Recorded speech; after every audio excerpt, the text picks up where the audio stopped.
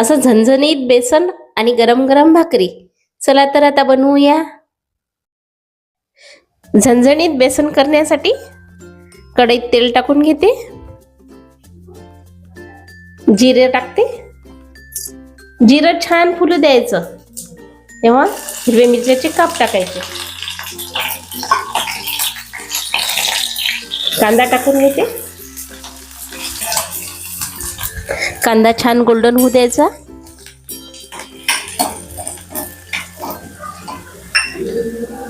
हळद टाकते,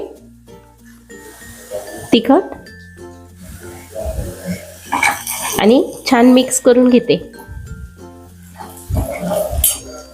तिखट मस्त होऊ द्यायचं, परतून घ्यायचं.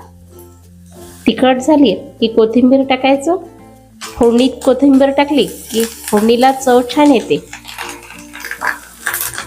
आता पाणी टाकते. पाण्याला छान उकळी येऊ द्यायची, त्यासाठी झाकून ठेवते. हे बघा किती छान उकळी आलेली आहे. अशीच उकळी पाहिजे.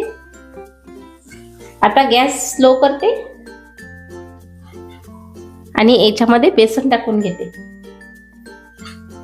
एका हातानं बेसन टाकायचं आणि एका हातानं एक चमचा फिरवत राहायचं, त्यामुळे गुठळ्या होणार नाहीत बेसनाच्या. पूर्ण गुठळ्या मोडून घ्यायच्या.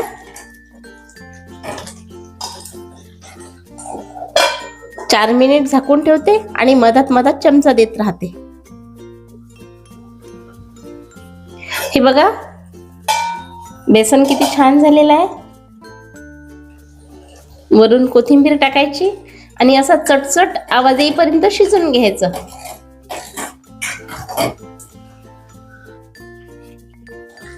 असं गरमागरम बेसन तयार आहे.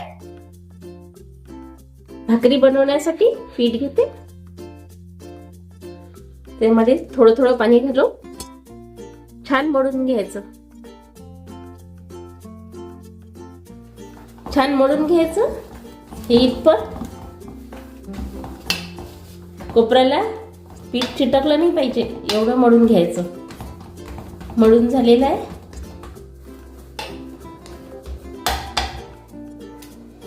पाण्याचा हात घ्यायचा आणि अर्धी भाकर हातावरच करून घ्यायची.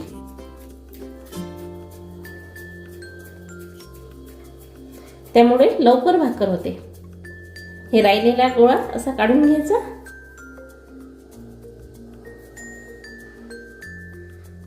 पोळपाटावर पीठ टाकते कोरडं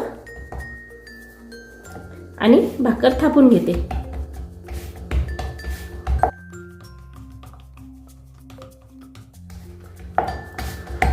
सारखी थापून घ्यायची.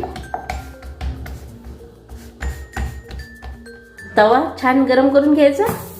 हे बघा तवा गरम झालेला आहे. आता भाकर टाकते. भाकर हे इतपत पातळ ठेवायची.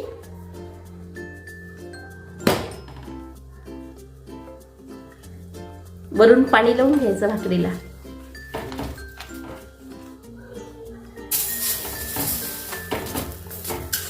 सारखं पाणी लावून घ्यायचं. भाकरीवरचं पाणी सुकलं की समजून जायचं की एका साईडनं भाकर झालेली आहे. भाकर उलटून घेते. आता दुसरी साईड पलटून घेऊ आपण. सगळे एकूण सारखी होऊ देऊ. एका साईडनं अशी खमंग भाजून घ्यायची. अजून ह्या साईडनं भाजायची आहे.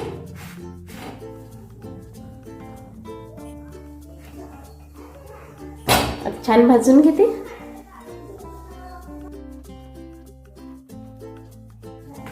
बघा कशी टम्म फुगून राहिलेली आहे. हे बघा छान टम्म फुगलेली आहे.